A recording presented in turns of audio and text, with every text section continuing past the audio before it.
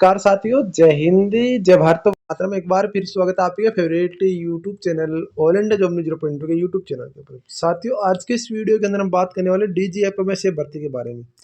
जैसा कि साथियों, डीजीएफएमएस भर्ती आपकी कल आपके तीनों शिफ्ट की एग्जाम्स हो चुकी थी, आज आपकी फर्स्ट शिफ्ट की एग्जाम्स हो चुके हैं। उन सब पेपर का एनालाइज मैं आपके लिए लेकर आ चुका हूँ। कहाँ से क्वेश्चन पूछे जा रहे हैं, किस तरीके से क्वेश्चन आ रहे हैं, वो सारी इन्फॉर्मेशन आज के इस वीडियो के अंदर मैं आपको देने वाला हूँ। तो ध्यान से इस वीडियो को देखिए, वीडियो को शेयर, और यदि आप चैनल के ऊपर पहली बार विजिट करें तो प्लीज़ आप चैनल को जरूर सब्सक्राइब कर लीजिए। डीजीएफएमएस से भर्ती संबंधित हर एक अपडेट आपको इस यूट्यूब चैनल के ऊपर मिलती रहेगी और हर एक जानकारी आपको देता रहूँगा।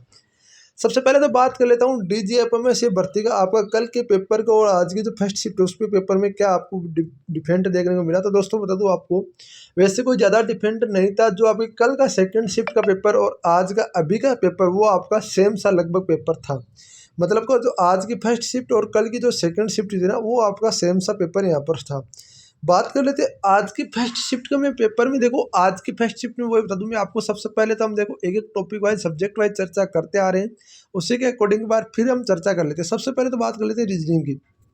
देखो रीजनिंग आपका नॉर्मली आपको बता दूं, एवरेज जो 25 में से जो यदि किसी ने ऐसे जीडी की भी यदि तैयारी की होगी ना एक बार, तो वो भी अपना 22-23 करके आ रहा है। कितना 22-23 करके आ रहा है। रीजनिंग को इतना आपका ज़्यादा आपको हाई लेवल नहीं आ रहा है। पर जो आपके दो क्वेश्चन है ना 25 तक, वो क्वेश्चन ऐसे क्वेश्चन है जिनमें बच्चे ने थोड़ी सी हाई लेवल की तैयारी की है, वो बच्चा दो क्वेश्चन करके आ रहा है। एवरेज एंड रीजनिंग सभी बच्चे करके आ रहे हैं। तो आपके जो हाई लेवल क्वेश्चन करके आ रहे हैं वो थोड़े से हाई लेवल के बच्चे हों, वो आपके 25 क्वेश्चन भी करके आ रहे हैं। एवरेज एंड जो आपके जो मैंने कल आपको ऑलरेडी बता रखा है वीडियो के माध्यम से, एक बार फिर मैं आपको रिपीट कर देता हूँ। एक तो आप अपना बेट व्यवस्था थोड़ी सी पकड़ करके जाइए। एक अपना दिशा परीक्षण वाला आपको पकड़ करके जाना है। दूसरी बात आपको जो आपका यहाँ पर है, जो आपका देख सकते हो आपका 24 आ गया, 24 के बाद बी आ गया आपका, इस तरीके से 56 आ गया, 58 आ गया, उसके बाद बी की जगह क्या आएगा, उस तरीके से वो आपको क्वेश्चन पकड़ के जाना है। इसके अलावा कल की शिफ्ट में कोई की घड़ी का क्वेश्चन नहीं देखने को मिला था, पर आज आपकी शिफ्ट में एक घड़ी का क्वेश्चन भी आपको देखने को मिला है। यानी कि ये थोड़ा सा यहाँ पर फेरबदल हुआ आज के पेपर में। इसके अलावा देखो दोस्तों, बता दूँ आपको, जो मेरे भाई, जो मेरे दोस्त आपको अभी आगे आने वाले जो शिफ्ट में पेपर देने वाले हैं, जो आज की 2 शिफ्ट होगी, कल की होगी, परसों की होगी, तो उन शिफ्ट को बोला दूंगा आप थोड़ा सा एक बार घड़ी को भी आप देखो चले जाए। यदि नहीं आती तो कोई दिक्कत नहीं, एक क्वेश्चन के चक्कर में अदरवाइज सारे क्वेश्चन गलत है। यदि आपने कभी घड़ी नहीं पढ़ी तो कोई फर्क नहीं पड़ेगा। एक क्वेश्चन से, हाँ मानता हूँ एक क्वेश्चन सिलेक्शन होता है, पर आपको यहाँ पर यदि घड़ी के अलावा किसी आपकी पकड़ टॉपिक यदि मैथ तो बेस्ट है, तो मैथ उस टॉपिक को कीजिए। ठीक है। एवरेज ना आपके सारे क्वेश्चन नॉर्मली आ रहे हैं। बात करते हैं मैथ की। देखो मैथ की सारे के सभी बच्चों को फिर से बोल रहा हूँ, हर एक शिफ्ट, कल की तीनों शिफ्ट और आज की फर्स्ट शिफ्ट के अंदर सभी के अंदर आपका नंबर सिस्टम पूछा जा रहा है। नंबर सिस्टम भर के पूछा जा रहा है। एवरेज में आज आपके 5 क्वेश्चन आपके नंबर सिस्टम के आ गए। कल आपकी सेकंड शिफ्ट के अंदर तो 8 क्वेश्चन नंबर सिस्टम के आ गए थे।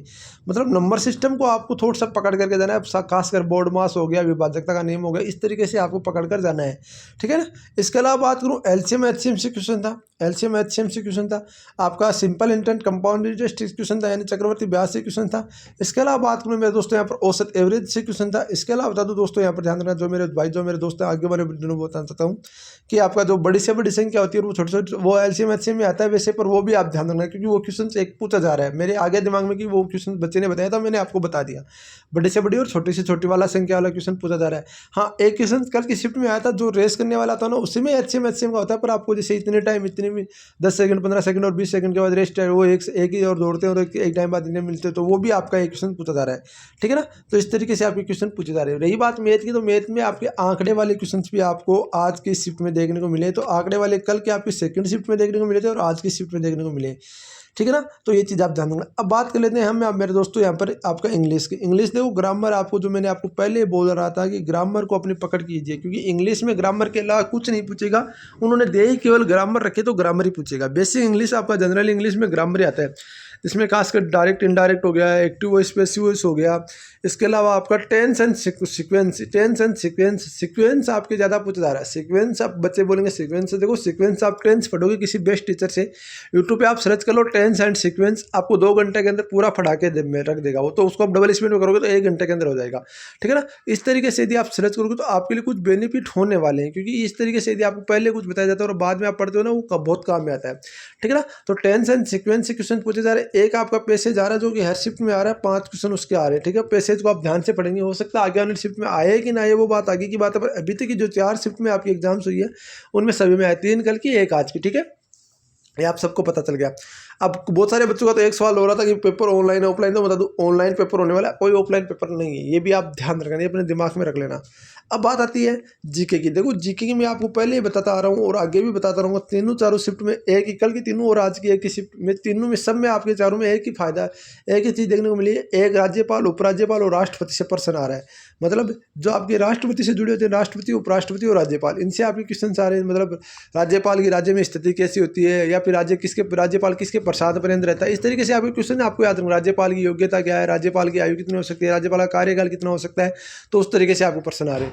राष्ट्रपति से प्रश्न आ रहे हैं, इसके अलावा उपराष्ट्रपति से प्रश्न आ रहे हैं। इसके अलावा ध्यान रखना जीके के अंदर एक राज्य की राजधानी आपसे पूछी जा रही है। एक राज्य की कल आपकी मणिपुर की पूछी गई थी, मणिपुर की पूछी गई। इसके अलावा एक और सवाल पूछा गया था राज्य से कि असम के पड़ोसी राज्य कौन है, असम के पड़ोसी राज्य कौन सा है, उसमें आपके ऑप्शन दिए थे, ऑप्शन के अकॉर्डिंग आपको करना रहता है। तो असम का पड़ोसी राज्य भी उन्होंने पूछा था।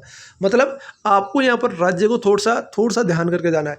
करंट में आपको ज़्यादा यहाँ पर ऐसा नहीं कि करंट आपको ज़्यादा पूछ रहा है। आज की शिफ्ट में तो करंट आपका बिल्कुल ऐसे पूछा नहीं गया था। 2 क्वेश्चन करंट के आए थे। करंट के 2 क्वेश्चन देखो दोस्तों, बता दो आपको, कुछ क्वेश्चन ऐसे होते हैं जो आपके, मान लो कि 10 क्वेश्चन ऐसे हो गए जो नए 10 क्वेश्चन आते हैं ना, वो केवल 2 या 3% बच्चे कर पाते, बाकी नहीं कर पाते।